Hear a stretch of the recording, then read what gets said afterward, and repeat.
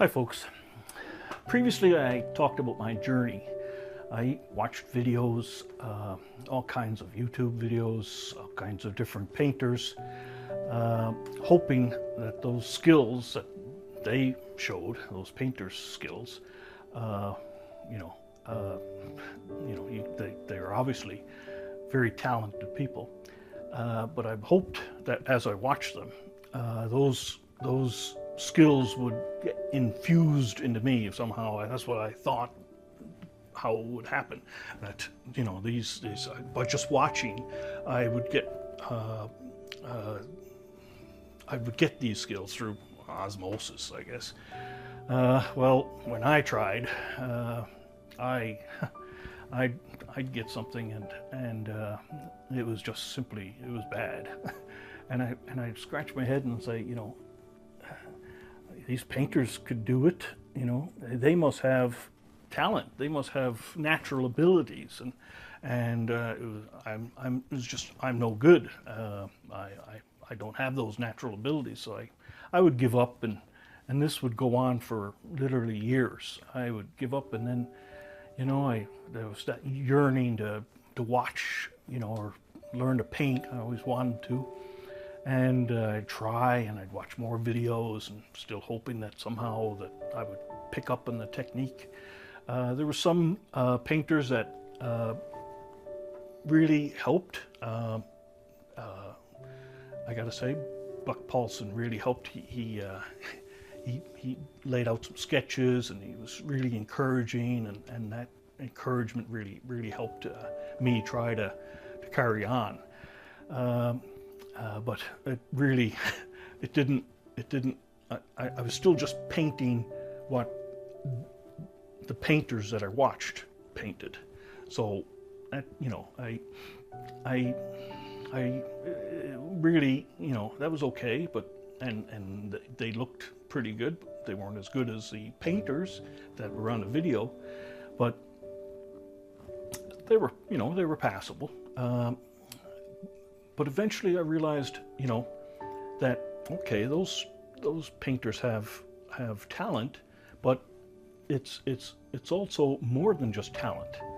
I realized, gee, because I was actually improving a little tiny bit, and not much, but I noticed that with more my efforts and a bit of encouragement from people who looked at some of my copies of videos, the paintings were copied essentially from the videos, and people thought, oh, you're great.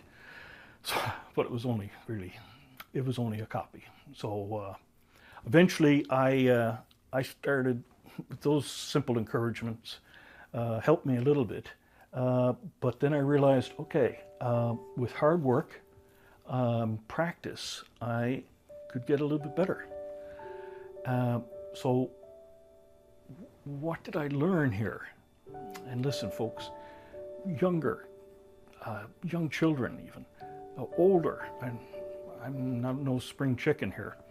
I believe that what I'm going to talk to you about in these videos, this one and others, I can help you, save you a lot of time watching these videos and not really gaining any skills, and then just learning to paint what they paint. Well, that's not much good. So please follow me along, and together I can help develop your painting skills, your unique style, and get you to paint what you want.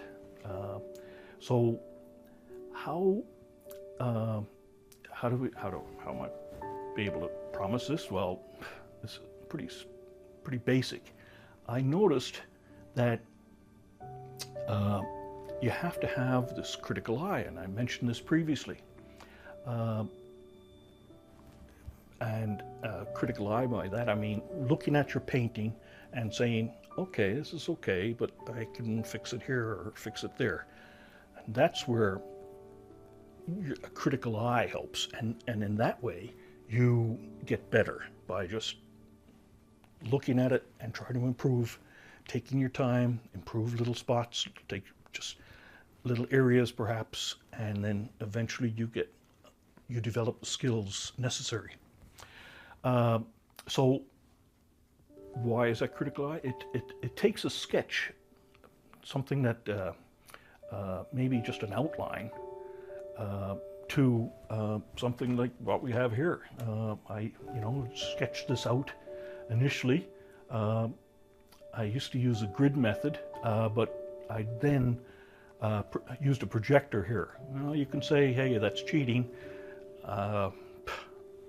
Really, does it matter? I know the masters used those cameras, so camera obscura, something like that, to get a sketch, and that helps, but that only helps you so far. After that, you got to work on the depth and the colors, and those things, just depth and colors really takes a long time to figure out exactly what's going on. In order to get this, you can see my sister wanted a painting just flowers. Well, I wanted to do something a little more, so I put in some depth here so that I could get a lot of flowers, and I could get those flowers all around with trees and mountains and so on, so to make it more interesting. So that I created a depth using colors.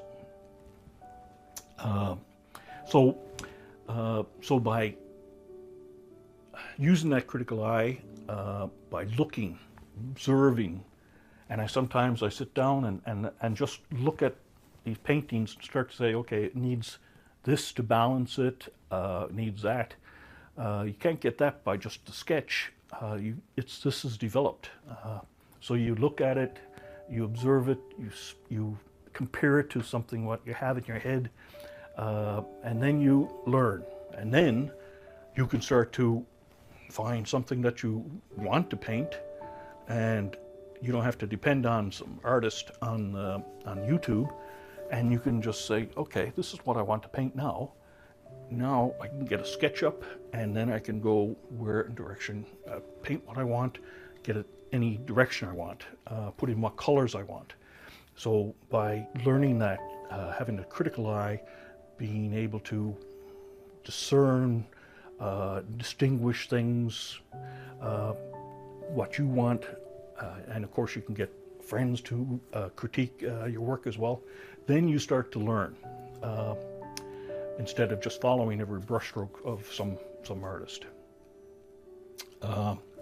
I'm hoping that I can teach you this, and just don't want to teach you how to paint a truck, although I'll use these as props to help you see what I see, and be able to say, oh yeah, this is some of the things that I should look at in my paintings, and that way you learn. So I'm hoping that you will like this video, and that you will subscribe to the channel, so that I can get this idea out to others and help them, well, save them a lot of time in watching, instead of watching these videos. Maybe if they follow this along, they'll develop their own skills and be able to develop their own painting style and so on. And if you do make comments, I'd appreciate it. And if you do, I promise I will respond to them. So thank you very much.